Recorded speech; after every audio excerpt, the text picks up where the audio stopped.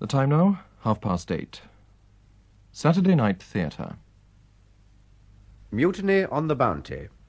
Dramatised for radio by Robert Cushman, from the novel by Charles Nordhoff and James Norman Hall, with Geoffrey Matthews, Martin Jarvis and Geoffrey Beevers. Mutiny on the Bounty.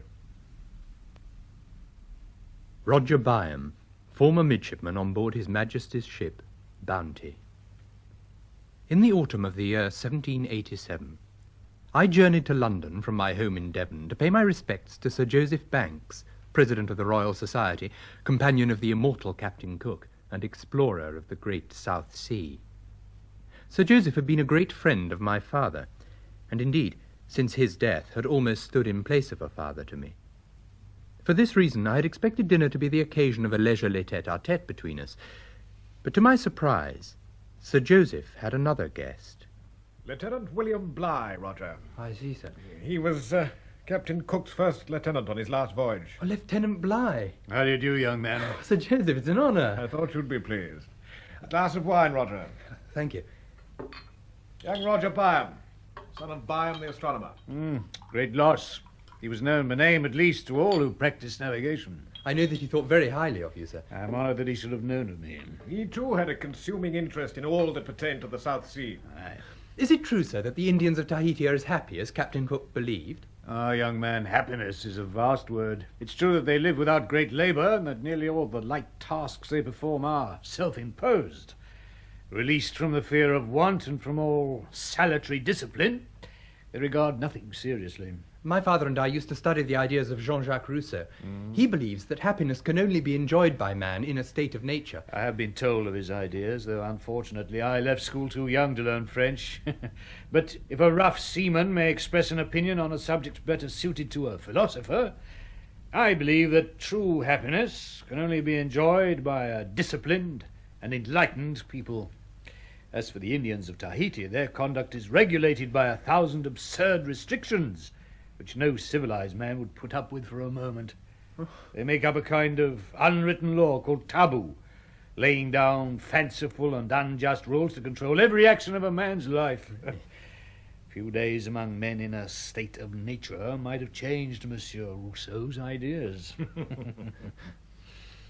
You know French, then, young man? I'll do him justice, Mr. Bligh. Roger might pass for a native of France or Italy, and he's making progress in German now. I wish I had his gift.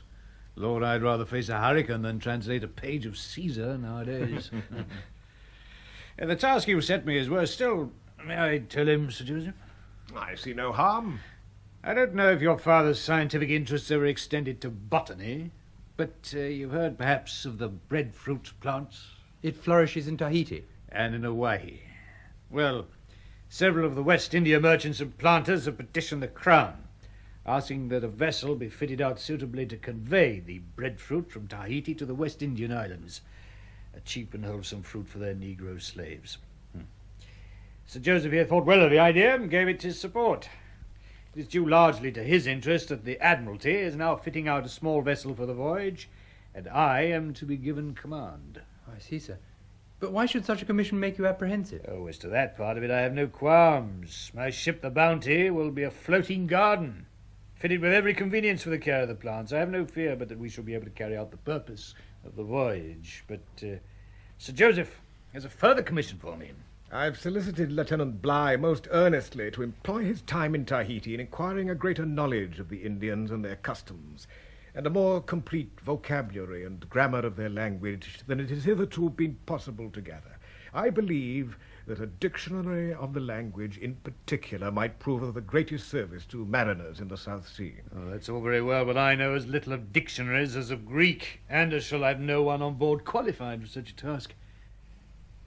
How shall you lay your course, sir? About Cape Horn? I shall make the attempt. By your leave, Sir Joseph. Young man, how would you like to sail with me? Do you mean it, sir? Would it be possible? It rests with you to decide. It'll be a pleasure to make a place for you among my young gentlemen. You've paid Roger a compliment. But could an inexperienced lad be of use to you on board? He'll make a seaman, never fear. I've taken a fancy to the cut of his jib, as the old tars say. And I could put his gift for languages to good use. How long shall you be gone? 2 years, perhaps. He was to have gone up to Oxford, but I suppose that could wait. Well, sir, what do you say? With your permission, there is nothing I would rather do. Then you have it. I would be the last to stand in the way. A voyage to the South Sea.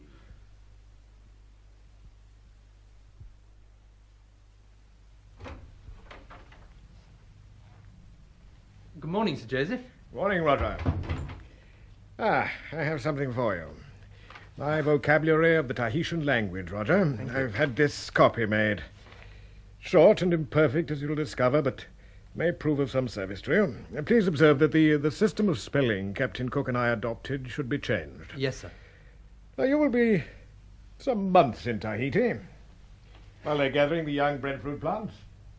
Bligh will see to it that you're given leisure to devote yourself to the dictionary I hope to publish on your return.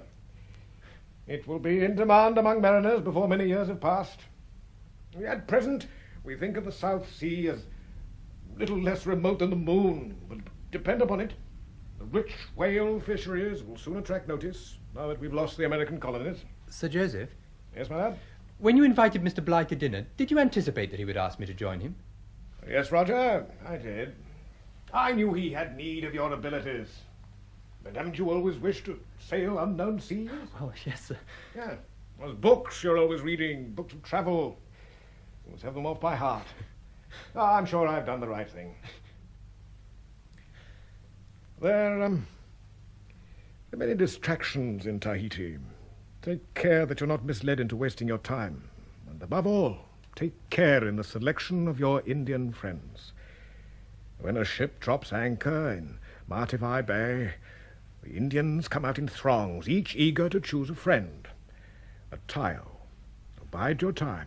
Learn something of politics on shore and choose as your tile a man of consideration and authority. Such a man can be of infinite use to you. Should you choose a man of the lower orders, you may find him dull, incurious, and with an imperfect knowledge of the Indian tongue. In my opinion, they're not only a different class, but a different race. You mean there's no more equality in Tahiti than amongst ourselves? Oh, less, I should say. The Indians have a false appearance of equality from the simplicity of their manners and the fact that the employment of all classes is the same. But as for real equality, no action, however meritorious, can raise a man above the position to which he was born. I see.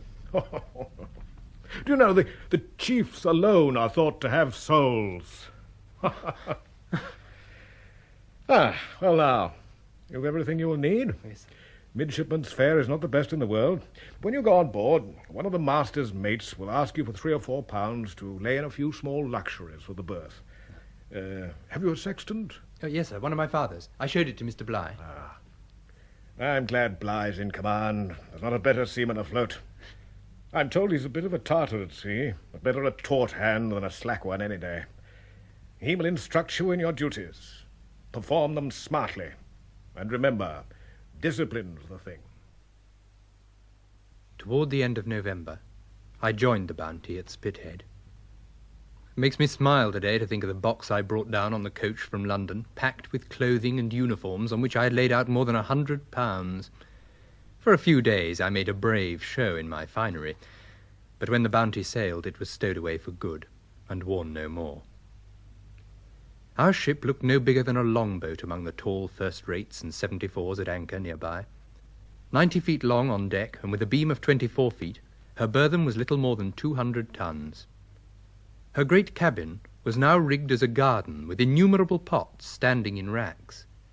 The ship was small to begin with, and she carried a heavy cargo of stores and articles for barter with the Indians, which meant that all hands on board were so cramped that I heard mutterings even before we set sail. In fact, our ship looked more like a whaling vessel than an armed transport of His Majesty's Navy. All was new and strange to me on the morning when I presented myself to Lieutenant Bligh. I found him on the quarter-deck. A tall, swarthy man was just ahead of me. I've been to the Portsmouth Observatory, sir. The timekeeper is 1 minute 52 seconds too fast for meantime. Mr. Bailey made a note of it in this letter to you. Thank you, Mr. Christian. Excuse me, sir. Ah, Mr. Byam, this is Mr. Christian, the master's mate. He will show you your berth and instruct you in some of your duties. And by the way, this evening you will dine with me on board the Tigress. Captain Courtney knew your father and asked me to bring you when he heard that you would be on board. Be ready in an hour's time.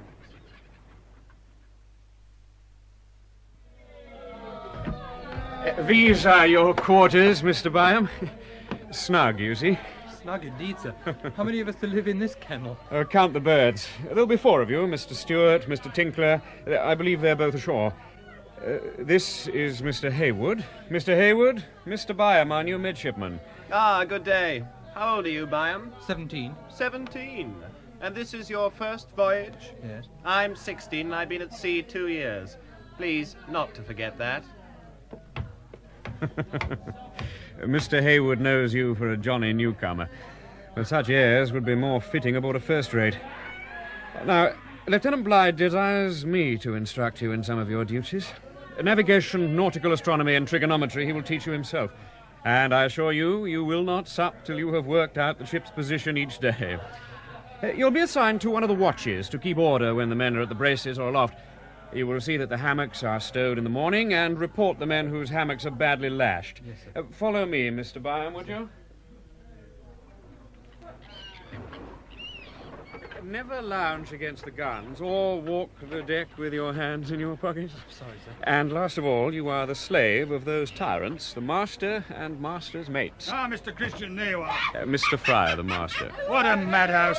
I'd like to sink the lot of those bumboat men and heave the wenches overboard. Now, who's this? A new reefer, Mr. Byam, I'll be bound. Welcome on board, Mr. Byam. Your father's name stands big in our science, eh, Mr. Christian? Indeed. Madhouse. Thank God we shall pay off tomorrow night. Winches everywhere, above decks and below. Go forward, Mr. Christian. Gather a boat's crew for Lieutenant Bligh. A few men still sober. Aye, aye, sir. You there? There's discipline on a man of war at sea, Mr. Byam, but give me a merchant ship in port. The captain's clerk's the only sober man below. The surgeon, well, see for yourself. And then it shall go. Oh, ahoy! There, Mr. Fryer. Have you seen Nelson, the botanist? I prescribed a drop of brandy for his rheumatic leg.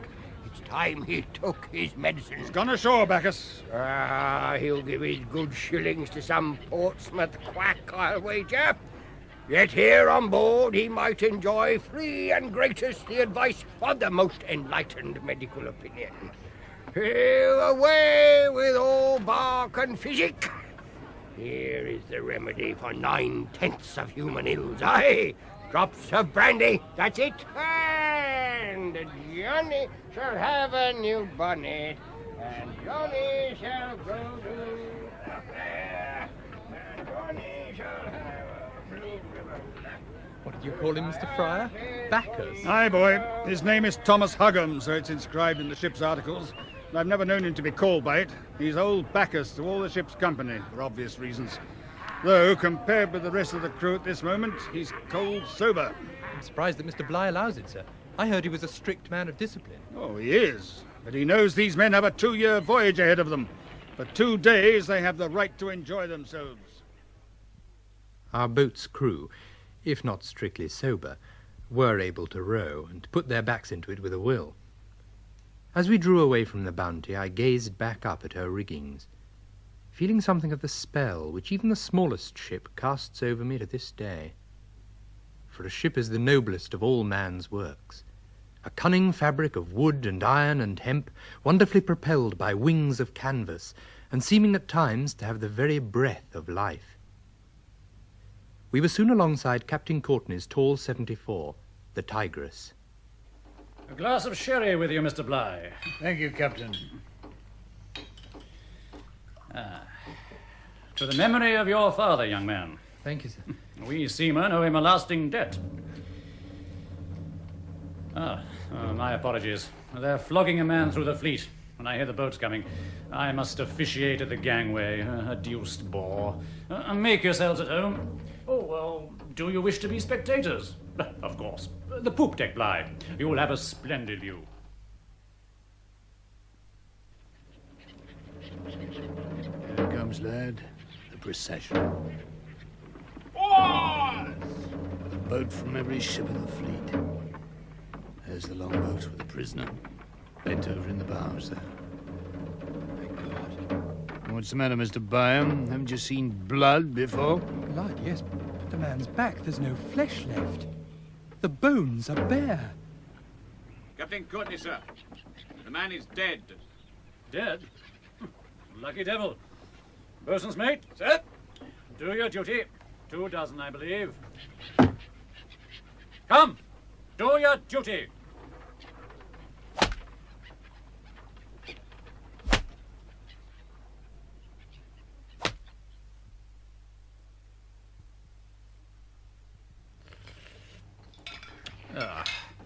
Soup's cold. Hardships of a seaman's life, eh, Bligh? Damn me, we've fared worse as midshipmen. But not in Tahiti, I wager. I heard you were to pay the Indian ladies of the South Sea another call. Aye, and a long one. I heard of your voyage in town. I wish I were sailing with you. Are the Indian women as handsome as Cook painted them? Indeed they are, if you've no prejudice against a brown skin. They have enough sensibility to attract a fastidious man. Witness Sir Joseph Banks. He declares there are no other such women in the world. Say no more, say no more. I can see you in the midst of a harem the Sultan himself might envy. What had the man done, Captain Courtney? Oh, the fellow who was flogged. Oh, he was one of Captain Ellison's foretopmen on the Unconquerable. Tried to desert and blacked Ellison's eye when he was discovered. What? Odd. We were only the 5th ship. 8 dozen did for him. But Ellison has a bosun's mate who's an artist, left-handed. So he lays them on crisscross and strong as an ox. Struck his captain, eh? My God, he deserved all he got and more. No laws are more just than those governing the conduct of men at sea. Is there any need of such cruelty, sir? What? Well, why did they not hang the poor fellow and have done with it? Poor fellow? Huh, you have much to learn, my lad. A year or 2 at sea will harden him, eh, Bligh? I'll see to that. No, Mr. Byam, you must not waste any sympathy on rascals of that stripe. Discipline must be preserved, and mutiny and piracy suppressed. Our sea law is stern, but it has the authority of centuries. Still agitated by the shock of what I had seen, I ate little and took more wine than was my custom, while the 2 officers gossiped as to the whereabouts of former friends. For nearly a month the Bounty was detained by contrary winds. It was not until the 23rd of December that we set sail down the channel with a fair wind. It was still dark that morning when I heard the boatswain's pipe and the call of Morrison, the boatswain's mate. All hands! Turn out and save a blue! Out or down here, rise and shine! Out or down there, lash and carry! Hold short, Mr. Fryer, sir. Thank you. Loose the topsails, Mr. Christian. Give the word. Loose the topsails! Mr. Byam, to the mizzen top with you. Aloft there! What are you doing? You all asleep for a top? The main topmen are up the yard! Look alive, you crawling caterpillars! And it's on you, fool! Start burn! Start burn!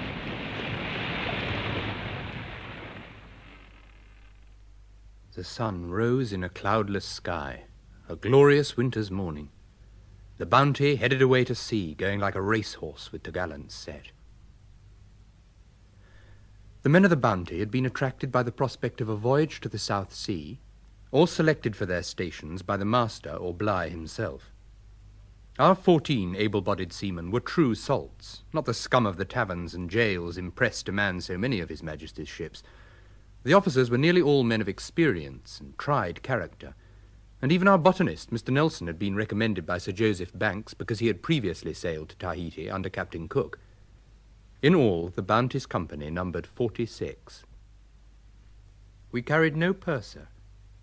Bligh filled the office himself, assisted by Samuel, his clerk, a smug, tight-lipped little man who was believed, not without reason, to be the captain's narker or spy among the men.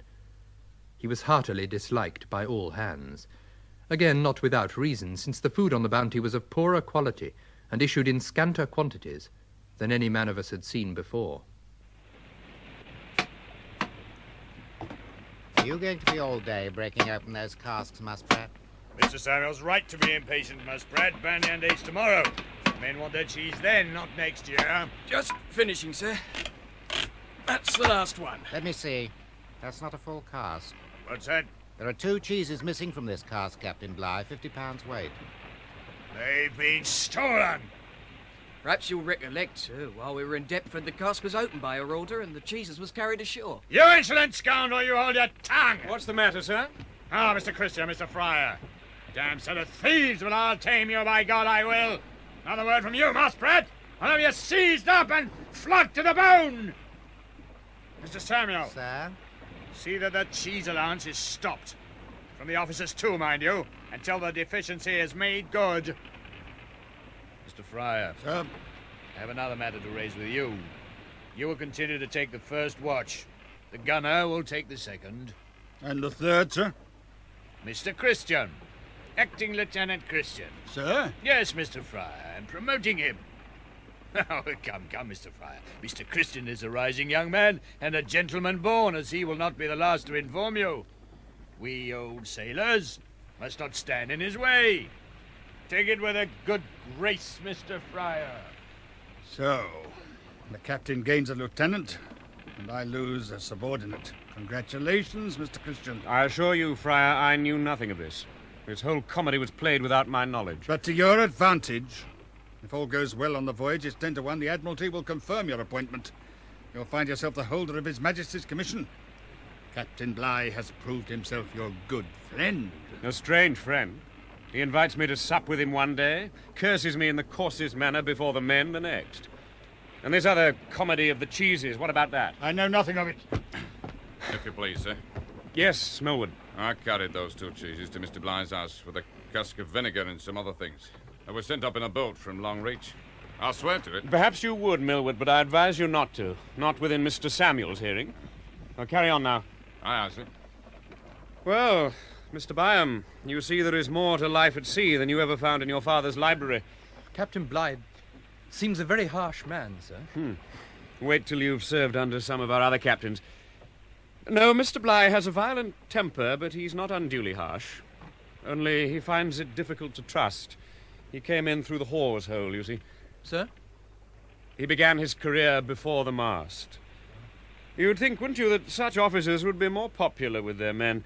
But in fact, it's always the reverse. Now, a gentleman born, God help me for an arrant snob, Mr. Byam, but such an officer would never have concerned himself with cheeses. Not even to make a profit from them? Oh, that happens all the time. The captain is not so well paid, you know. They all fill their pockets if they can. But I confess they are not all so blatant about it.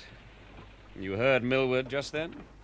British seamen can put up with a harsh captain, but nothing will drive them to mutiny faster than one who lines his pockets at their expense. And he's reduced the bread allowance. It's down by 1/3. Now, that was necessary.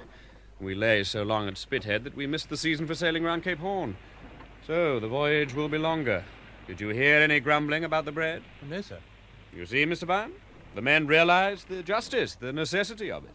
They have no quarrel with Mr. Bligh over that. And you should have no quarrel with him either. He's instructing you in navigation. Do you not feel the advantage of it? He's certainly an expert teacher. More than that, Mr. Byam. There's no finer seaman and navigator afloat. And it's taken the Admiralty so many years to recognize the fact.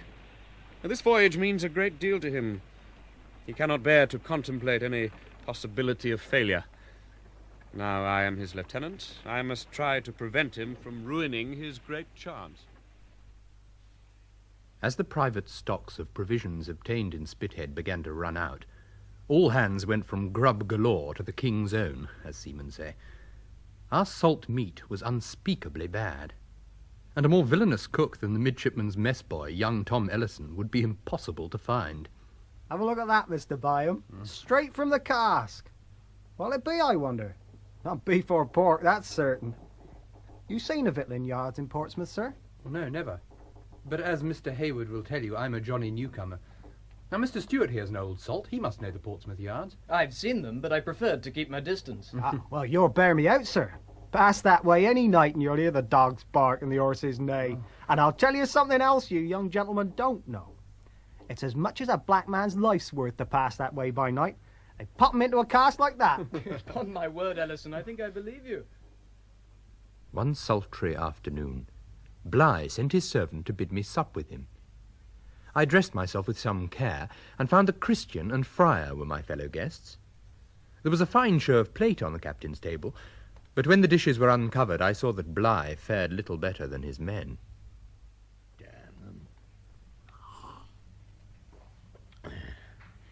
A lazy, incompetent pack of scoundrels. God knows the captain has trials enough without being cursed with such a crew. Dregs of the public houses. That fellow I flogged yesterday, what was his name, Mr. Fryer? Burkitt. Ah, Burkitt.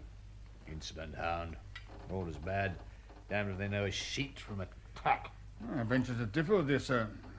I should call Smith, Millward and McCoy first-class seamen. And even Burkitt, though he was in the wrong. Insolent hound. Slightest report of misconduct, I shall have him seized up again. Next time it'll be 4 dozen instead of 2. If I may express an opinion, Mr. Bligh. Yes? Burkitt's nature is one to tame with kindness rather than with blows. La-di-da, Mr. Christian. On my word, you should apply for a place as master in a young ladies' seminary. Fine captain you'll make if you don't heave overboard such ridiculous notions. Kindness. Us seamen understand kindness as well as they understand Greek.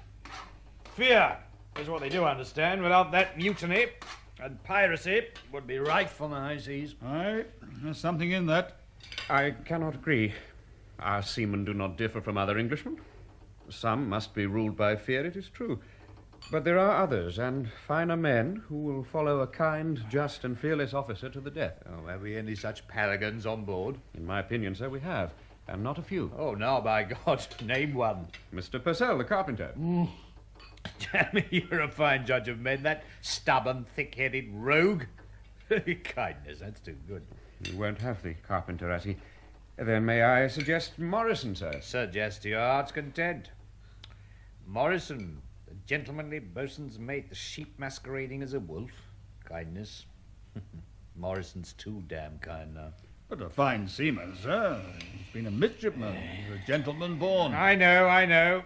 No higher in my estimation for all that. Saving your presence, Mr. Byam. Damn all midshipmen, I say. There can be no worse schools than the birth for the making of officers. As for Morrison, let him take care. I have my eye on him. He spares the cat. A boatswain's mate who was not a gentleman would have had half the hide off Burkitt's back. Let him take care, I say. Let him lay on when I give the word, or by God, I'll have him seized up for a lesson from the boatswain himself. Mr. Bligh, sir. What is it, Mr. Samuel? The men will not eat the pumpkins, sir. Will not eat them? I think I've had some warning of this, Mr. Bligh.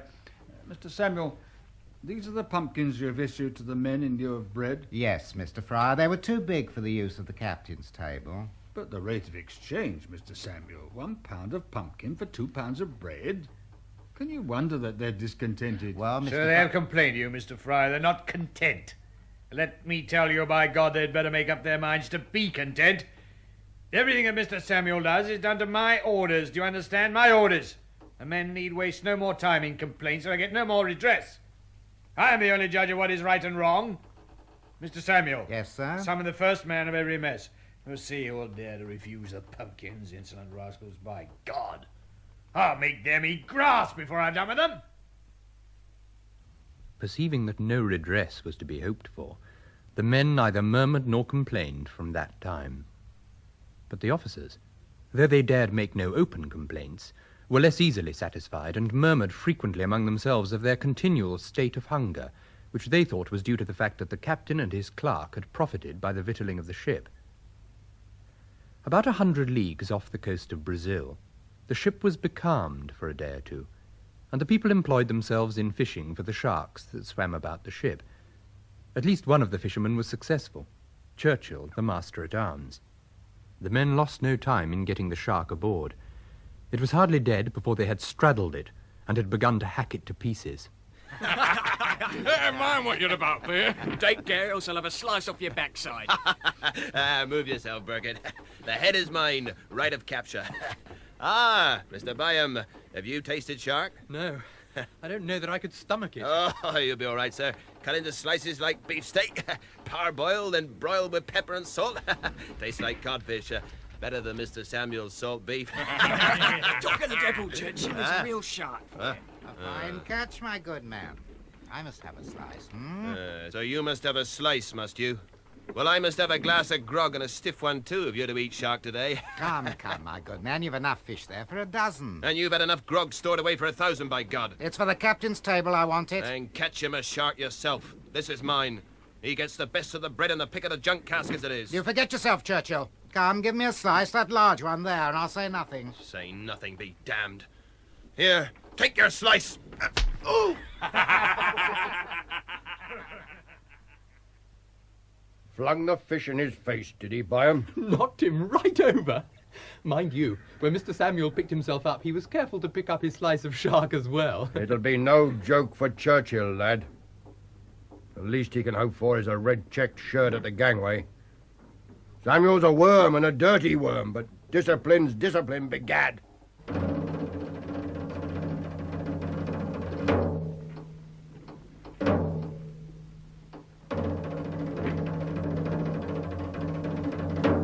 All hands fell in to witness punishment, sir. Thank you, Mr. Christian. Are the gratings prepared, Mr. Purcell? The gratings are rigged, sir. Charles Churchill, step forward. Have you anything to say? No, sir. Strip. Seize him up. Very well, Mr. Morrison. 3 dozen. Do your duty. I'll show the man who's captain of this ship, Mr. Christian. By God, I will. Mr. Morrison, see that you lay on with a will.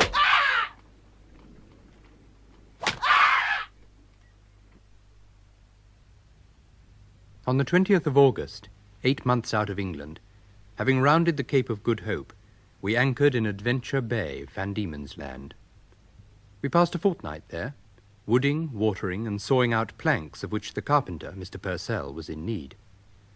Mr. Bligh put me in charge of a watering party, instructing me to have the casks filled in a gully near to where Purcell had rigged his saw pit. One morning, Bligh appeared to inspect the work. Mr. Purcell! Mr. Purcell, here, if you please! Yes, sir? Damn me, Mr. Purcell! Those logs are too small for plank. I thought I instructed you to make use of the large eucalyptus trees. Ah, you did, sir. Obey your orders, then, instead of wasting time. I'm not wasting time, sir. The wood of the large trees is useless, as I discovered when I cut some of them down. Useless nonsense, man. Mr. Nelson, am I not right? I am a botanist, Mr. Bligh. I make no pretense to a carpenter's knowledge of woods. Ah, that's what a carpenter does know.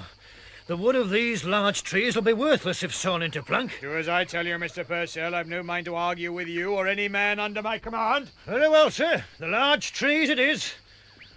But I tell you, the plank will be useless. A carpenter knows his business as well as a captain knows his. Purcell! You mutinous idiot!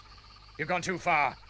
Mr. Byam, take command of the work here. Mr. Purcell, report yourself instantly to Lieutenant Christian for 15 days in irons. Come on, Mr. Nelson. He calls me a mutinous idiot and puts me in irons for doing my duty. Oh, he hasn't heard the last of this. My God, wait till we get to England. I know my rights, I do. On the 4th of September, with a fine spanking breeze, we weighed anchor and sailed out of Adventure Bay. 7 weeks later, we were among the islands of the South Sea. Mr. Fryer. Sir? Be good enough to step into my cabin. Yes, sir. Tomorrow, the day after, we shall drop anchor at Tahiti. I've had Mr. Samuel make an inventory of the stores on hand, which has enabled him to cast up an account of the provisions expended on the voyage so far. Sir? I desire to glance over this book, which requires a signature. Very well, sir. I cannot sign this, sir. Cannot sign it? What do you mean, sir? The clerk is mistaken, Mr. Bligh. No such amounts of beef and pork have been issued. You are wrong. I know what was taken aboard and what remains. Mr. Samuel is right. I cannot sign, sir. Why the devil not? All that the clerk has done was by my orders. Sign it instantly. Damn me, I'm not the most patient man in the world! I cannot sign. Not in conscience, sir. But you can sign, and what is more, you shall! Mr. Christian, call all hands on deck this instant!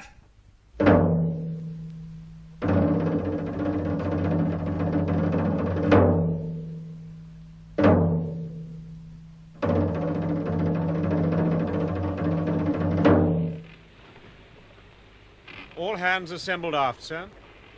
Now, Mr. Fryer, you know the provisions of the Articles of War for disobeying a commanding officer?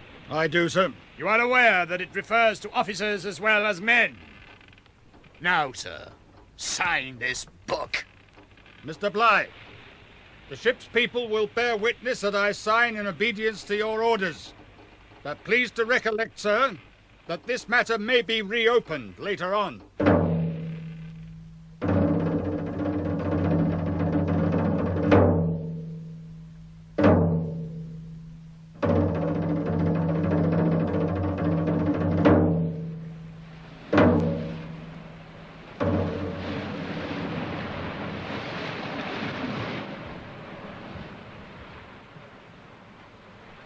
There it is, young man.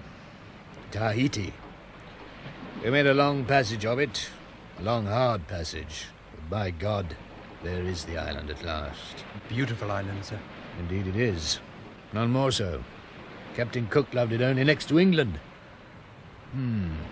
Were I an old man with me work done and no family at home, I should ask nothing better than to pass my days under its palms. And you will find the people as friendly and hospitable as the land they inhabit. Aye, and some of the Indian girls are as beautiful. We come a long way to visit them. Last night I was computing the distance we have run since leaving England. Tomorrow morning, when we drop anchor in Matavai Bay, we shall have sailed more than 27,000 miles.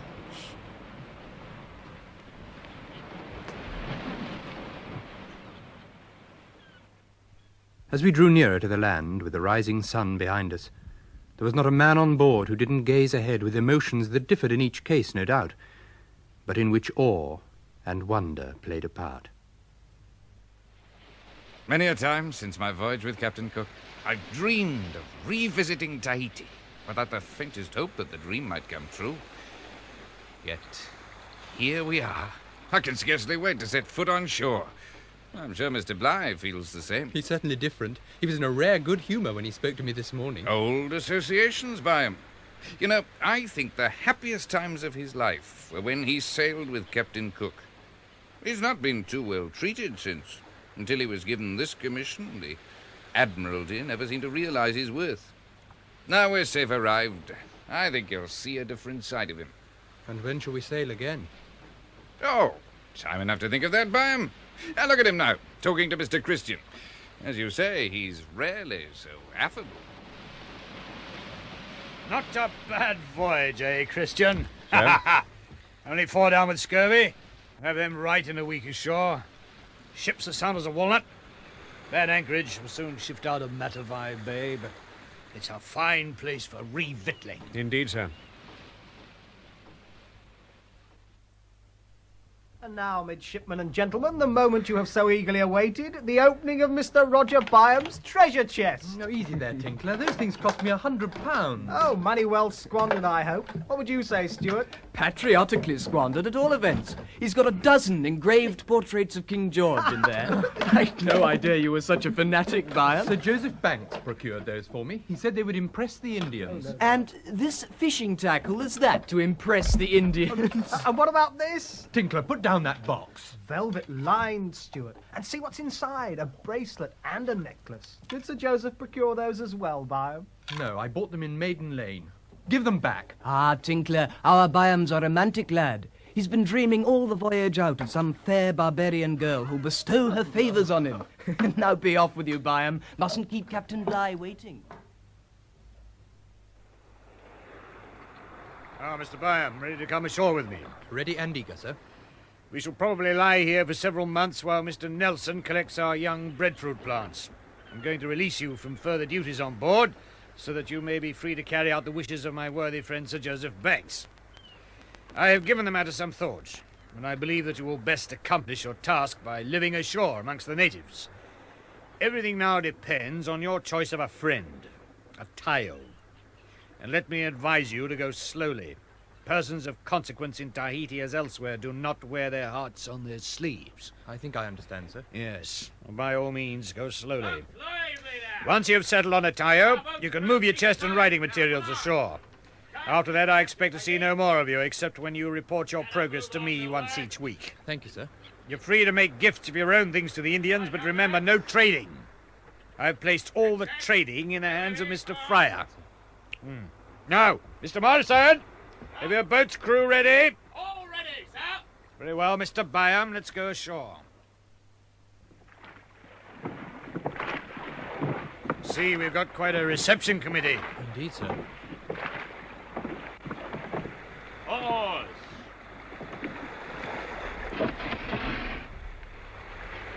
Up with you, Mr. Byam. Off you go. You've got young legs. Let's see you run up the beach. Oh, all those people. The beach is crowded. Nothing to be afraid of, young man. If there's a friendlier race in the world than the Tahitians, I've yet to find them. You see that tall man there? Sir? Make for him. He's the chief.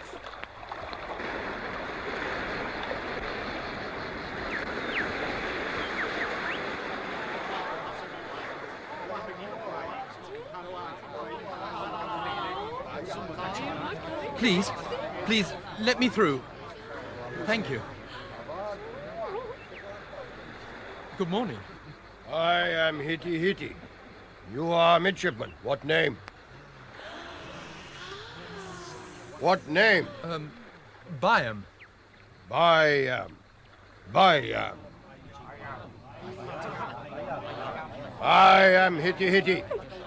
14 years now I sail Captain Cook. With Cook? Did you indeed?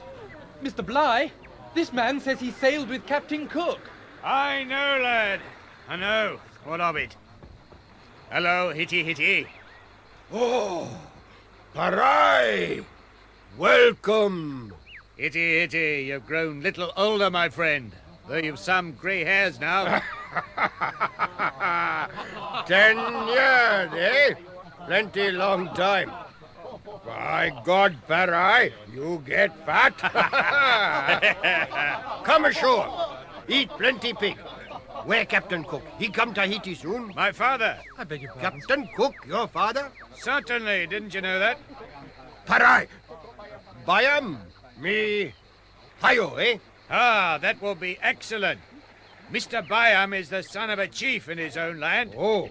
He will have gifts for you. And in return, I want you to take him to your house, where he will stop. Good. His work while we are here is to learn your language, so that British seamen may be able to converse with your people. Do you understand? Hayo. Hayo, eh? I couldn't have wished for a better tayo than Hitty Hitty. The English he had picked up on board the Resolution, Captain Cook's ship, was of great assistance to me in my work, and he was a chief of consequence. He was, in addition, the most charming and tireless of hosts. His house, 60 feet long by 20 wide, with a lofty, newly thatched roof, was to be my dwelling for many months, a period of my life on which I look back with nothing but pleasure. I had not a care in the world save the making of my dictionary, in which I took the keenest interest. I think I may say in all truth that I was the first white man to speak fluently the Tahitian tongue, and the first to make a serious attempt to reduce the language to writing. From Hitty Hitty I learnt the words pertaining to war, religion, navigation, shipbuilding, fishing, agriculture, and other manly pursuits. I obtained vocabularies concerning the pursuits and amusements of women from Hitty Hitty's daughter, Hina, and his niece, my Mitty. Let me be, Byam. Oh, I can think no more. Yes, Byam. Take care, or you will crack your head and mine too with too much thinking. There is something else for you to think about. You have a friend come to see you. A friend? From the ship? I think I'm your friend, Byam, and I most certainly come from the ship. Christian, what are you doing here? I've been invited to dinner, haven't I? Hitty Hitty. Yesterday I dined on the Bounty. I invite Parai to dine with me, but he refuses. Too busy. Captain Bligh's a very conscientious man, isn't he, Christian? Oh, he is indeed. But maybe I am not so conscientious. Anyway, I'm here to dine in his place. We are honored. I go prepare. Christian, I hope you know what you've undertaken. When I first ate with Hitty Hitty, you can imagine my appetite. Fresh off the ship after so many months at sea. I know the appetite of a midshipman. I was one myself not so long ago. They gave us baked fish with cooked plantains and bananas. Then pork, fresh from the oven with vegetables. You've never seen the like. A great pudding to finish up with in such a sauce. Rich, sweet coconut cream. Well, I forced myself to eat enough for 3. For the honour of England? Precisely. But Hitty Hitty put me to shame. Long after I was forced to call a halt, he just went on eating. Well, you sat gazing at this lady. I can hardly blame you.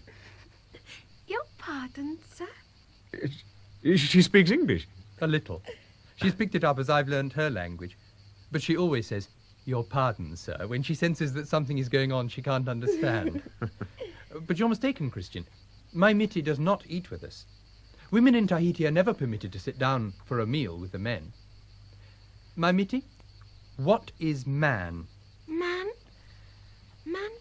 Ra. Ra. That also means holy. And woman, my Mitty? What is woman? Noah. And that, I'm afraid, also means common. I see. Man is descended from the skies, and woman is of the earth. That's what the Tahitians believe. For them to eat together would be sacrilege. How strange. If anyone ever descended from the skies, it would be that girl. This is your Tayo, Byam? This is my good Tayo, my Mitty. His name is Christian. Christian. Good. Oh, look. Hitty, come back. You must go eat. And what will you do? Me? I go swim. I swim well, do I not, Byam? You swim beautifully, my Mitty. I have always loved swimming. Maybe, Byam, is it also forbidden in Tahiti for men and women to swim together? No, it happens frequently. My Mitty, when Christian has slept off his dinner, we all go swimming together. Would you like that? I would like it. Byam, food is ready. Hitty is here. We will swim soon. You will not forget. My God, Byam. Hitty, look at my friend. I told you, Byam, we have words to describe different kinds of looks, You did? There is the word that describes the look that passes between a man and a woman when they love. It cannot be mistaken. You hear that, Christian? Love at first sight. You lucky devil. Oh, every sailor must have his sweetheart. And if she'll be mine, I'll stake my life there's not a truer lass in all these islands.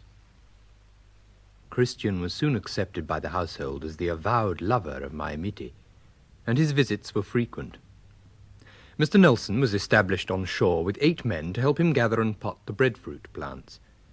The Bounty's people who remained on board seemed to have forgotten for the time being their captain's severities and the hardships of our long voyage. Discipline was relaxed. The men were allowed to go on shore, and except for the surgeon, every man of them had his Tayo and nearly everyone his Indian lass. Tahiti was a veritable paradise to the seaman. The humblest man in the forecastle might enter any house on shore, assured of a welcome. And as regards the possibilities of dissipation to which seamen are given in every port, the island could only be described as a Mohammedan paradise. One night, when I had been about 6 weeks at the house of Hitty Hitty, I was awakened gently by a hand on my shoulder. Oh, Christian. Come outside, Byam. I have something to tell you.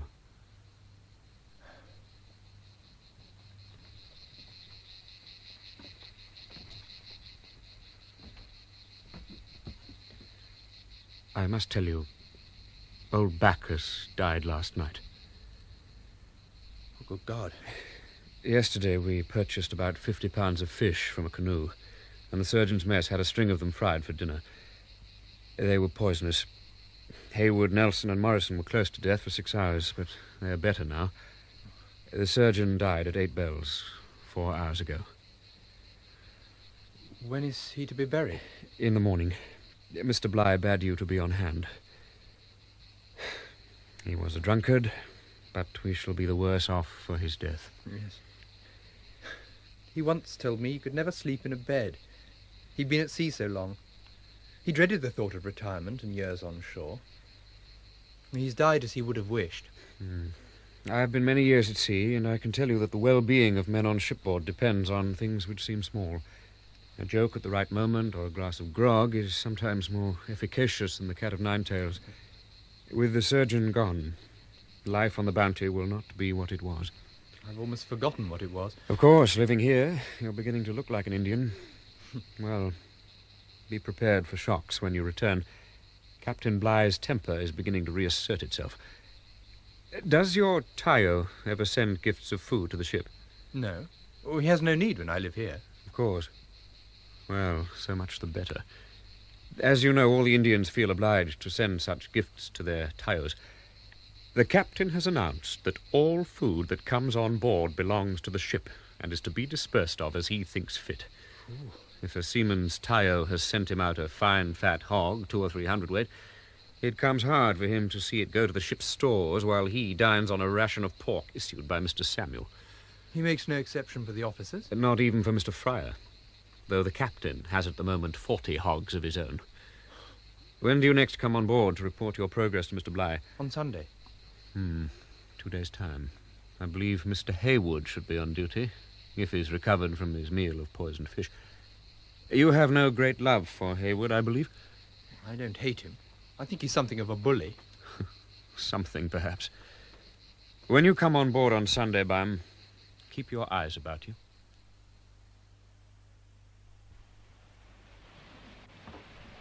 On board, Mr. Hayward, sir. You've a fine bundle there, Ellison. I must have these apples. Right, sir. You'll find them sweet. And this fan. Will you give it to me? I cannot, sir. It comes from a girl. You've a tale of your own. He pays no attention these days. What have you there? Bundle of tapper cloth. It feels uncommonly like a sucking pig. Shall I call Mr. Samuel? See here. A bargain. The fan's mine, and I say nothing about the pig. There's your fan, sir. There's a good lad. Mr. Samuel? Yes, Mr. Hayward? Do you want a bit of tender pork? Then go to the forecastle. I suspect that Ellison has a sucking pig wrapped up in a bale of the Indian cloth. Thank you, Mr. Hayward. You swine, Hayward. What? You've been spying on me, Byam. And if you weren't such a contemptible sneak, I'd do more than that.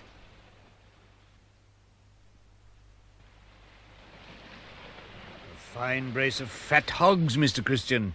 Sent you from your lady friend, I'll be bound.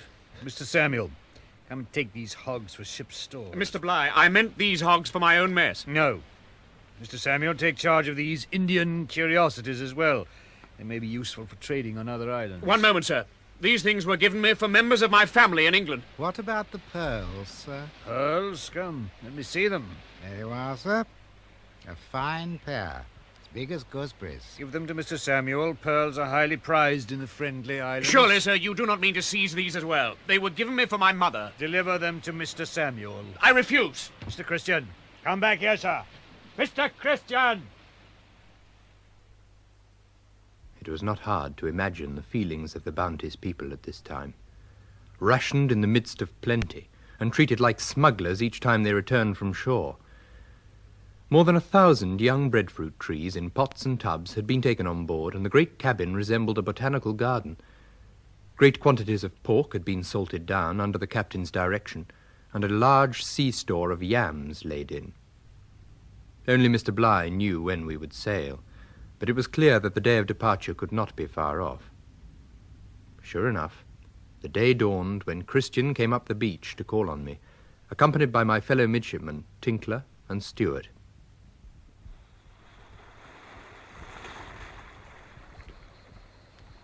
I have news for you, Byam. Yes? We are to set sail on Saturday. Mr. Bligh bids you come on board on Friday night. Oh. Bad news, for me at any rate. I have been very happy here. And for me. I'm not sentimental. Toro will soon find another fancy man. Tinkler's right. When the true seaman leaves one sweetheart, he is already looking forward to the next. But I find it hard to practice what I preach. Never, I fancy, has one of His Majesty's ships been worked home with less enthusiasm. Does it seem strange to you, my dear fellow, that we should all feel a little let down after our idyllic life at Tahiti? Not strange, perhaps, Mr. Nelson, but certainly disturbing. I'm surprised that the men show as much willingness as they do. My own feelings as I think of England ahead of us and Tahiti behind are decidedly mixed ones. Yours must be too. I admit that. Imagine then how the men must feel, who have so little to go home to. What have they to expect at the end of the voyage? Before they've been a week ashore, most of them may be seized by some press gang as recruits for another of His Majesty's ships. Your health. And yours. Who knows what the situation may be when the time the Bounty reaches England? We may be at war with France or Spain or Holland or heaven knows what power. And in that case, alas for any poor seaman arriving in a home port. They won't even be given the chance to spend their back pay. No, a sailor leads a dog's life, Byam, and no mistake. Do you think war with France is likely? War with France is always likely. If I were an AB, I should curse the thought of any war. Think what a paradise Tahiti's been for our men. For once in their lives, they've been treated as human beings. I confess that I was surprised before we left Tahiti that the lot of them didn't take to the hills. I should have done.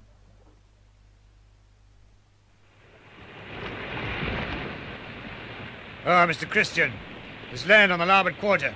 Sir. 10 years ago, I sailed here with Captain Cook. We can send the boats ashore for wood and water. I take it this is one of the friendly islands, sir? Captain Cook named them so. But I've heard that even he found the inhabitants to be far from friendly. With your permission, sir, I think a strong guard should accompany the party sent ashore. Surely you're not afraid of the beggars, Mr. Christian? No, sir, but I think we have reason to be cautious in our dealings with them. In my opinion... Who asked you for your opinion? Damn me if I haven't got an old woman for my second in command. Well, Mr. Christian, if it'll prevent you from dying of fright, you may have your armed guard, but mark this, on no account are the arms to be used. Sir. No mind to have you killing an Indian in a fit of nervousness, bringing the whole swarm down on us. Take Mr. Hayward and Mr. Byam with your party. We may yet turn the cubs into officers.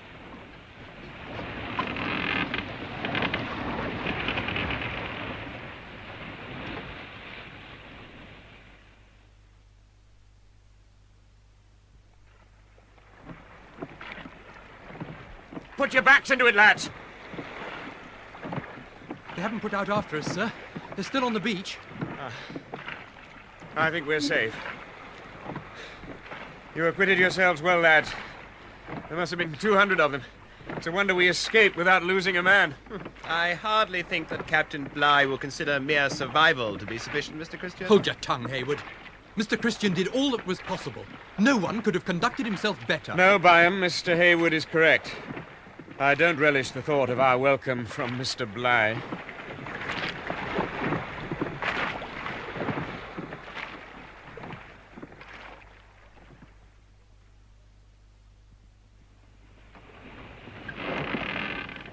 So, Mr. Christian, still alive, I see.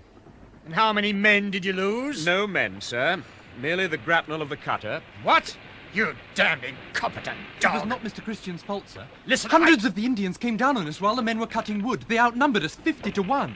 It was only due to Mr. Christian's coolness that we weren't rushed and overwhelmed. And who asked you to speak, Mr. Byam? Damn you and all other midshipmen. You're all alike. And you, Mr. Christian, you're an incompetent, cowardly rascal, sir. Damn me if you're not. Are you afraid of a crowd of naked savages whilst you have arms in your hands? Of what service are they, sir, when you forbid their use? Hold your tongue, Mr. Christian. I'll have no excuses from you, sir. Or from any of you. You're all in collusion against me, officers and men. A rabble of cowards and traitors. So you turn your back on me again, Mr. Christian. Let me tell you, a reckoning will come. I raised you from the mud to make you my lieutenant, and this is your gratitude. And you rate yourself a gentleman? You're a spoiled child, Mr. Christian. A whimpering infant.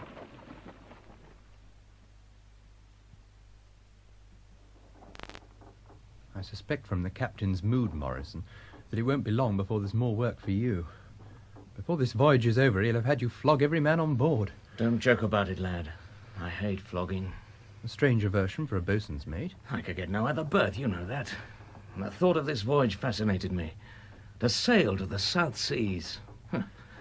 Well, he's killed that for me. The joy of it left me the day he had me flog Churchill for throwing that piece of shark at Samuel. I remember the look on your face. If you'd shouted aloud, you couldn't have expressed your feelings more clearly. And Bligh saw it too. Byam, is he insane? I've served under harsh captains, but never one like him. I don't know. When his rages are past, I think he has little recollection of them. Have you noticed, all these passions are over matters for which he himself is really to blame? He can't admit a fault in his own conduct. He has to convince himself, through anger, that the blame lies elsewhere. You may be right. Still, there's one good comes of his fits. They're always followed by some days of calm. He seems to spend himself. Yes, I think we can promise ourselves a quieter day tomorrow.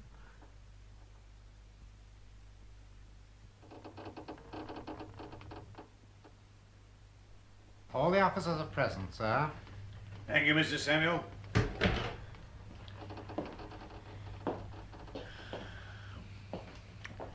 Now, gentlemen, 4 of the coconuts we took on board at Tahiti are missing. I want to know what has become of them. There were so many coconuts piled up on deck, sir. How can you be so sure of the loss of so small an amount? Mr. Fryer, I know to the last ounce how many yams were purchased at Tahiti, and I know the exact number of the coconuts.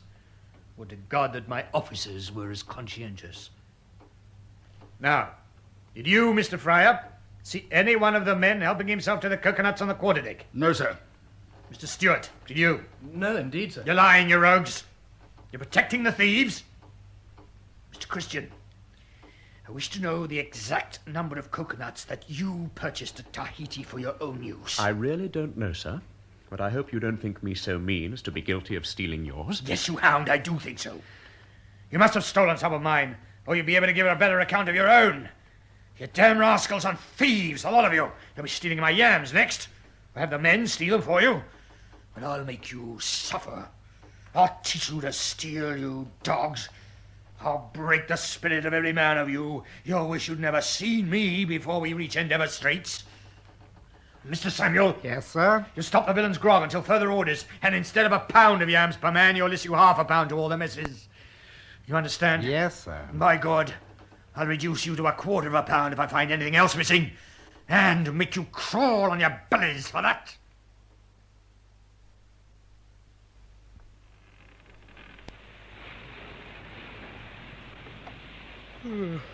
What's the time, Byam? Gone midnight. You should be below, Tinkler. For the matter of that, so should you. It's my bad conscience keeps me awake. Byam, do you know that I'm a double-dyed villain? I stole one of Mr. Bligh's missing coconuts. So it's you we have to thank for our dressing down, you rascal. Alas, yes. I'm one of the damned rogues and thieves. I could tell you the name of 2 others, but I forbear. We were thirsty, and there were the coconuts, such a tempting sight. There's nothing more refreshing than coconut water. Really, it's all the fault of old Nelson's breadfruit garden. He keeps it so well watered a man feels thirsty all the time. Suppose Bligh had asked you as he asked Christian. Oh, I'd have denied it, of course. Never had anything to do with his rotten coconuts. But I'm afraid my guilty conscience might have given me away. I was so damned sorry for Christian. Did Christian know that you'd taken some of the nuts? No, not some, only one. Of course he did. In fact, he saw me do it and looked the other way, as any decent officer was bound to do. It wasn't as though we were endangering the safety of the vessel. 4 coconuts out of how many thousand? Well, I can sleep over my sins. Perhaps they won't seem so black tomorrow. You're like the ship's cat, Tinkler. You can curl up anywhere. And the deck makes the most comfortable bed on a hot night like this. No need to go below, you see. Night, Byam. Night, Tinkler.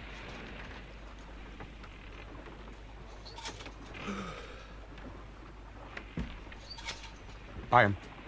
Christian, how are you? Did you know that he'd invited me to sup with him? Why? Can you tell me that? After spitting on me, wiping his feet on me, he sent Samuel to ask me to eat at his table. You didn't go? After what had happened?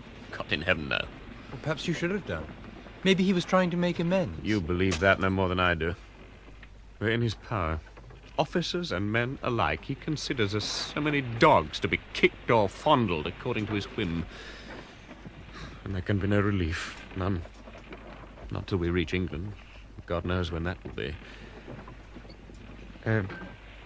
Byam, there's something I wish you would do for me. What is it? The chances are there'll be no occasion, but on a long voyage like this, one never knows what may happen.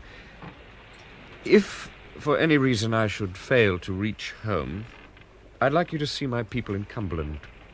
Would that be too much trouble for you? Not at all. During the last conversation I had with my father, just before I joined the ship, he asked that I make such an arrangement with someone aboard the Bounty. In case anything should happen, he said that it would be a comfort to him to talk with one of my friends. I promised, and I've let half the voyage pass without fulfilling it. I feel better now that I've spoken. You can count on me.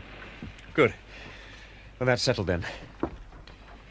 Oh, Mr. Christian, you're up late? Yes, sir. You, Mr. Byam, going to sleep? It's very warm below, sir. I'd noticed it. True sailor can sleep in an oven if the case requires, on a cake of ice. Get below, Mr. Christian. Don't want you falling asleep on watch. Good night, Mr. Byam.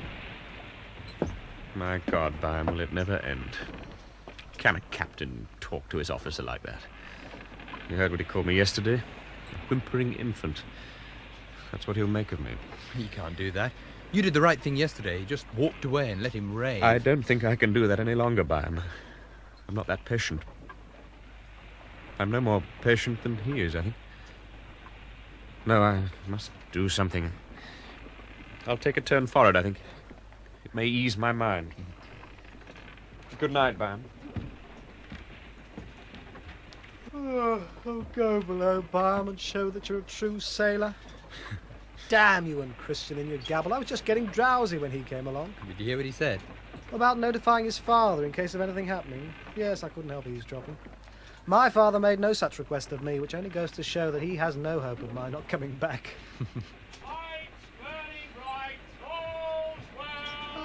The voice of the angels, Byam. Come, my lord, let me escort you to your hammock. Shortly after daybreak, I was awakened by someone shaking me roughly by the shoulder, and at the same time I was aware of loud voices, Mr. Bligh's among them, and the heavy trampling of feet on deck. Churchill, the master-at-arms, stood by my hammock with a pistol in his hand, and I saw Thompson, one of the seamen, holding a musket with the bayonet fixed, stationed by the arms chest. What is it, Churchill? What's happening? You'll find out soon enough, Mr. Byam. We're with you, Churchill. Give us arms. Give them a musket each, Thompson. Right. And on deck with a pair of you. Have we been attacked, Churchill? Put on your clothes and lose no time about it, Mr. Byam. You too, Mr. Stewart. We have taken the ship and Captain Bligh is a prisoner. They've mutinied, Byam. Good God, Churchill, you mad? Have you any conception of what you're doing? We know very well what we're doing. Bligh has brought all this on himself. And now, by God, we'll make him suffer. Yeah, we're going to shoot the dog. Seize him up, Churchill. They're not to be trusted. Hold your tongue and mind the arms chest. Come, Mr. Byam, hurry into your clothes. Quinto, Aye. Stand fast by the door there. No one's to come forward without my orders, understand? Aye, aye. Mr. Churchill! Mr. Go Churchill! back, Samuel, or I'll run you through the guts. Mr. Churchill, sir, please allow me to speak to you. Drive him back! Yeah, give him a prod in the backside, Quinto. It's useless, Byam. There's nothing to be done. All right, you two. Up the ladder way. Keep the other midshipmen in the berth, Thompson. Leave him to me. I'll mind What them. about Christian? He's our only hope. Don't you worry. You'll see Christian soon enough. Come on now, on deck with you. This is treason, you fools! There's Mr. Christian for you. Guarding Captain Bligh, that's where he is. Now, you two, stand by here. We mean no harm to either of you, unless you take part against us. Byam! Christian, the ringleader. Then there's no hope. You're committing treason, let me remind you! Will you hold your tongue, sir, or shall I force you to hold it? I'm master of this ship now, and by God, I'll stand no more of your abuse. Master of my ship, you mutinous dog! I'll see you hung! I'll have you flogged to ribbons! Silence, sir! Hold your tongue, or you are dead this instant. Mister, allow me to speak! Allow me to speak. Think what you do. Release me, lay aside your arms. Let us be friends again. And I give you my word that nothing more shall be said of this matter. Your word is of no value, sir. Had you been a man of honour, things would never have come to this pass. What do you mean to do with me? Shoot you, you bloody rose! Shooting's still good for him. Seize him up by the gratings, Mr. Christian. Give us a chance at him with a cat. That's it, seize him up. Give him a taste of his own poison. Flay the hide off him. Silence! We'll give you justice, sir, which is more than you've ever given us. We'll take you in irons to England. To England? Never. We won't have it, Mr. Christian. Let me guard him, Mr. Christian. I'll watch him like a cat. Oh, you rogue. You old villain. You'd flog us, would you? You'd stop our grog, would you? You'd make us eat grass, would you? Give him a jab in the guts! You're Mr. Samuel, a pair of swindlers, that's what you are. Cheating us out of our food. You made a fortune between you old thief. You should be a bumboat man. I'll let you make your fortune in no time. That will do! Be silent there! Now, McCoy, Smith, Millward, clear the cutter. Aye, aye, sir. Mr. Churchill. Aye, aye, sir. Fetch up Mr. Fryer and Mr. Purcell. Sir. Beckett. Yes, sir. You and Sumner and Martin stand guard over Mr. Bligh. Won't mind him, sir. I'll lay to that. What's your plan, Mr. Christian? We've a right to know. Mind what you're about, Sumner. I'm master of the ship. Lively, men, with the cutter.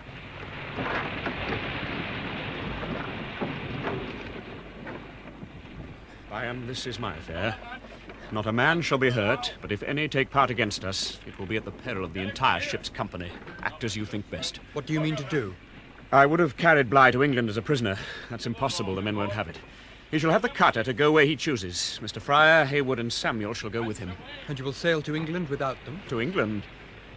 To the yardarm, you mean? No, Byam. After this, we can none of us set foot in England again. What do they mean to do with us? You'll find out soon enough. Here's Mr. Fryer, Mr. Purcell, sir. In God's name, Mr. Christian, what is it you do?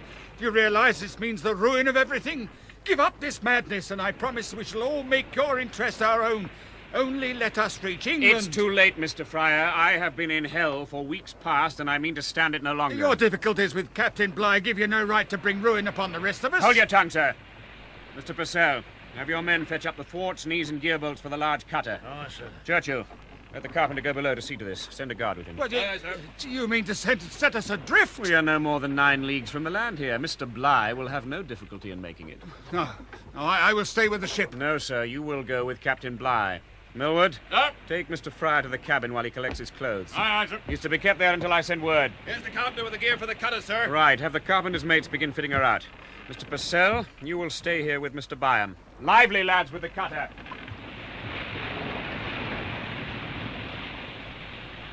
Mr. Byam, I know that you've had no hand in this business, but you are, or have been, a friend to Mr. Christian. Oh, beg him to give Captain Bligh the launch. The cutter is rotten and will never swim to land. You're right, it's riddled with holes. Very well, Mr. Purcell. Come with me and we'll speak to Mr. Christian. He would not care to grant any request of mine. No, it must come from you. If the cutter is hoisted out, it'll be almost certain death for Captain Bligh and all who are permitted to go with him.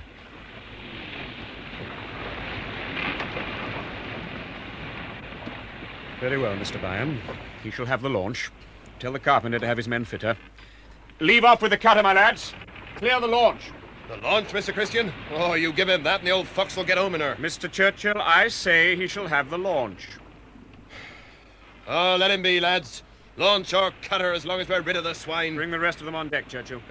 Samuel's here already, sir. Hey, Samuel, you bloody shark. You remember the 36 lashes you got me? See what your precious captain can do for you now. What are your orders, Captain Bligh? He gives no more orders, Mr. Samuel. Well, Byam, I'm afraid that we're even farther from home than we thought. Do you know what they plan to do with us? Set us adrift in the launch, Mr. Nelson. The nearest island is Tofoa. I suppose that Captain Bligh will take us there. I don't much relish the prospect of meeting any more friendly islanders. Their friendliness is of a kind that we can well dispense with. Mr. Nelson, we know whom we have to thank for this. Yes, Mr. Purcell, our unlucky stars. No, sir. We have Captain Bligh to thank for it, and him alone. He's brought it upon us all by his damnable behaviour. If those are your feelings, you might be permitted to stay with the ship if you choose. Stop aboard. With rogues and pirates? Oh, never, sir. Oh, I shall follow my commander. Mr. Christian says... What are you about there, Purcell? Damn your blood, you'd steal our tools, would you? Your tools, you scoundrel? They're mine, and they go where I go. You shan't take a nail from the ship if I have my way. Come on deck with you. Mr. Christian, old Purcell here wants to make off with a tool chest. We must keep it on board. I've half a mind to keep him here himself. We need his skill. You can't trust him, sir. Keep the carpenter's mates, Mr. Christian. They're the men for us. Make him go in the boat. Make me go, you pirates. I'd like to see the man who will stop me. Mark my words, you rogues. We'll bring every man of you to justice. Aye, we'll build a vessel to carry us home. So he will, Mr. Christian, if we give him tools. The old fox could build a ship with a clasp knife. Look out the tool chest, Millward. Let him have a saw, a hammer, a bag of nails. Nothing more. So, you're an infernal idiot. Quiet now. Where's Mr. Morrison? Sir. Now the launch has been cleared. Swing her out. Yeah. Churchill, some men to assist the boatswain's mate. Our men, sir? And have them lay down their arms? No. Tell off 15 men of Captain Bligh's party. You can begin with Mr. Byam there. What's all the mainsail there? Leg out sheets and tacks. All clear, Morrison. Clew garnets. Up with the clews. Now, swing her out.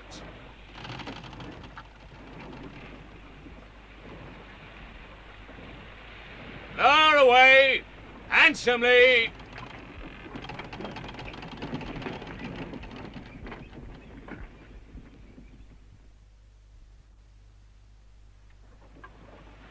Now, Mr. Samuel, into the boat with you.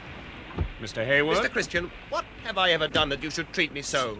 In God's name, permit me to stay with the ship. We can dispense with your services here. Into the boat. Now, Mr. Purcell. You have no need to urge me, Mr. Christian. I'd rather die than stay. So be it. Hand him down his tools, Millward. Aye, sir. Bring Mr. Bligh to the gangway. Free his hands. Now, Mr. Bligh, there is your boat. And you are fortunate to have the launch and not the cutter. Go into her at once, sir. Mr. Christian, the last time I beg you to reflect. I'll pawn my honor. I pledge you my word never to think of this again if you will desist. Consider my wife and family. No, Mr. Bligh. You should have thought of your family long before this. And we well know what your honor is worth. Go into the boat, sir. Let me help you, sir. Thank you, Mr. Samuel. You have your compass, sir. This book of nautical tables is sufficient for every purpose. And the sextant is my own. You know it to be a good one. They will be handed down to you. I know you to be a scoundrel, but I'll have vengeance. Mind that, you ungrateful villain. I'll see you swinging in a yardarm before 2 years have passed. And every traitor with you. Mr. Nelson, you and Mr. Byam may stay with the ship if you choose. I have sympathy with the wrongs you have suffered, Mr. Christian, but none whatever with this action to redress them. And when have I asked you for sympathy, sir? Mr. Byam, what is your decision? I shall go with Captain Bligh. Then make haste, both of you. Have we permission to fetch our clothes? Yes, but look sharp about it. Byam, what you doing here? I've come to collect my clothes. Mr. Christian gave permission. Well, then be quick about it. Morrison's in the next berth collecting his stuff. Bring him out with you. Morrison? Morrison? Ah, Byam, all ready to go? Keep your voice down. Look in the corner of the berth. War clubs. Where did you get them? They were given to me in Tahiti. No use in pitched fight, but maybe if Thompson comes in to get us, we can club him and take the arms chest. My God, lad, it's a chance. Thompson, Byam down there. He's getting his clothes, sir. I'll have him up at once. We're in luck, Morrison. He's coming in for us. Out of there, Byam, and hurry. I'm coming. Hey, Thompson, what's going on there? What is it? 2 men. Tell him to get a move on, Thompson. Burkett. And McCoy. Damn them, why don't they go? We've no chance against the 3 of them. Byam, lively there, lad, or you'll be left behind. For God's sake, hasten, Byam. Too late, Byam. Put the clubs aside. We must run on deck. Yes, run. You're too late, Byam. You can't go. Can't go? By God, I will! I can take no more of you, lads. I'll do you justice if ever we reach England. Don't see if you can live on half a pound of yams a day, you villain. In God's name, Mr. Christian, give us arms and ammunition. Think where we go. Let us have a chance to defend our lives. Arms be damned! You don't need them. Oh, Bligh loves the savages. You take care of Use your rattan on them, bosun. For God's sake, Christian, let Mr. Bligh have some muskets and ammunition. No, they shall have no firearms. They give them some cutlasses at least, Mr. Christian. You wish them to be murdered the moment they set foot on shore? Think of our experience at Namuka. Very well. Churchill, hand them down some cutlasses. Here, carpenter, catch! You cowards! 4 cutlasses. Will you give us nothing but these? You'll get a belly full of lead in a minute. In God's name, Mr. Bligh, let us cast off before they murder us. I'm sure that man Burkitt means to shoot. Very well, Mr. Fryer. Cast off there. Cast off it is, sir. How many men are there in that launch, Byam? There are 19. 12 would make a good load, to say nothing of the food and water and all their gear. Thank God we were too late to go with her. That delay over those clubs of yours may have saved our lives. Do you mean that, Morrison? Oh, no, I don't. I would willingly have taken my chance in her, but it's a slim chance indeed.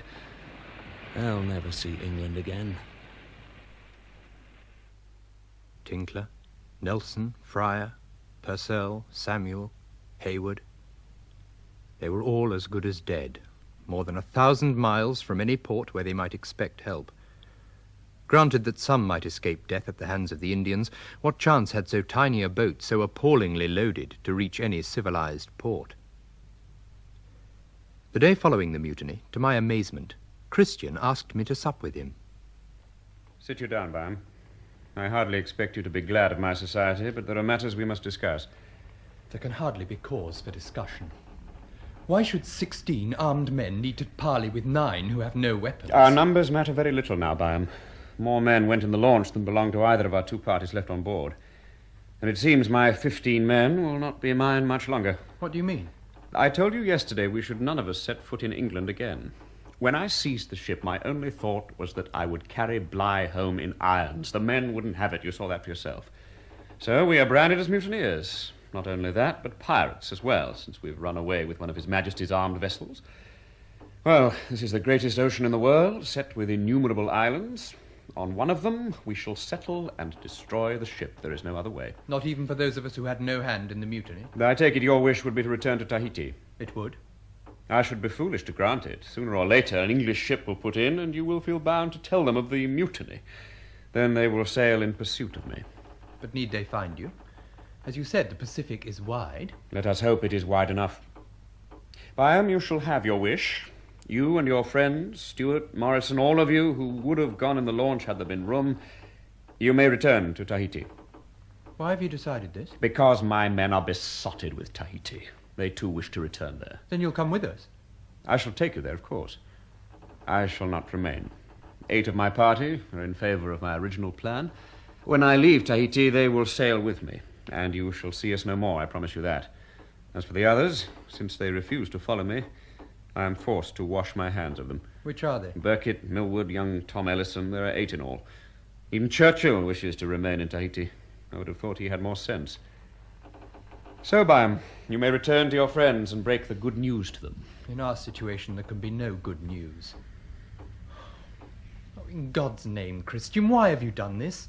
Why have you brought ruin on us all? Yes, you are right, Byam. It is ruin. And for me more than anyone. I shall never know peace again, never until my last day. And all for yielding to a moment's impulse. An impulse? But wasn't it planned? Good God, Byam. 10 minutes before Bligh was seized, I'd no more thought of mutiny than you yourself. Let me tell you. You remember the talk we had on deck the night before? Perfectly. I asked that in case anything happened to me during the voyage, you would explain to my people when you reached England. My reason was that I planned to leave the ship before the morning watch. Leave the ship? But how? On a raft. I had spoken to no one except one of the quartermasters, John Norton. I knew I could trust him. He was a loyal man. He was loyal to Bligh, too. He went in the launch. Exactly. Norton managed to make, secretly, a tiny raft upon which I hoped to reach the nearest of the Friendly Islands. With the sea as calm as it was, I had every reason to think that I could make the land. You really meant to cut yourself off for all time from home and friends? Yes. I was in hell, Byam. I'd suffered from Bligh's tyranny to the limit of my endurance. When he accused me that same afternoon with stealing his coconuts, I felt that I could bear no more. I know you were sorely tried, but we were all in the same sorry situation with you. I didn't think of that. I thought only of the shame of the accusation, of the contemptible, sordid meanness of the man who could bring such a charge against his officers. I knew that I could not and would not endure another year of torment. But luck was against me. Most of the ship's company were on deck, and becalmed as we were, it would have been impossible to slip away unseen. Then, at 4 o'clock, I took over as officer of the watch. I had easy access to weapons. My watch was full of men like Burkitt, men who'd been punished by Bligh too often and hated him. And suddenly the solution seemed obvious. Seize the ship. What chance do you think Bligh has of reaching England? Little enough. Timor's the nearest place where they could expect help, 1,200 leagues away. I've told you before, Bligh is a magnificent seaman. If anybody could make that voyage, he could. But in an open boat laden with 19 men, and I had to let them go. Men like Fryer and Purcell I could not let stay aboard. They'd be bound to try and retake the ship. Well, enough of this. Enough of this. 19 men cast adrift in an open boat. 9 more doomed to spend the rest of their days on some undiscovered island. Another 8 remaining on Tahiti, where an English ship must surely call one day and take them home to be hanged.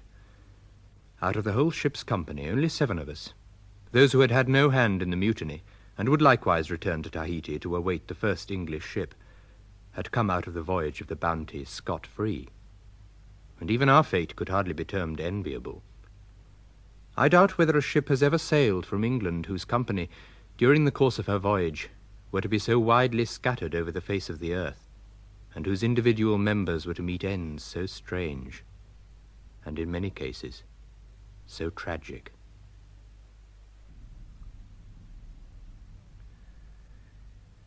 In Mutiny on the Bounty, which was dramatised for radio by Robert Cushman, from the novel by Charles Nordhoff and James Norman Hall, Captain Bligh was played by Geoffrey Matthews, Mr. Fletcher Christian by Martin Jarvis, and Mr. Roger Byam by Geoffrey Beevers. Sir Joseph Banks, William Eedle, Mr. Fryer, Wilfrid Carter, Old Bacchus, Garard Green, Ellison, Bill Lyons, Mr. Stewart, Gareth Johnson, Churchill, Sean Arnold, Mr. Nelson, Alexander John, Mr. Purcell, Nigel Lambert, My Meaty, Sandra Clark, Morrison, Richard Hampton, Mr. Samuel, John Bryning, and Captain Courtney, John Samson. Other parts were played by members of the cast. The producer was Roger Pine.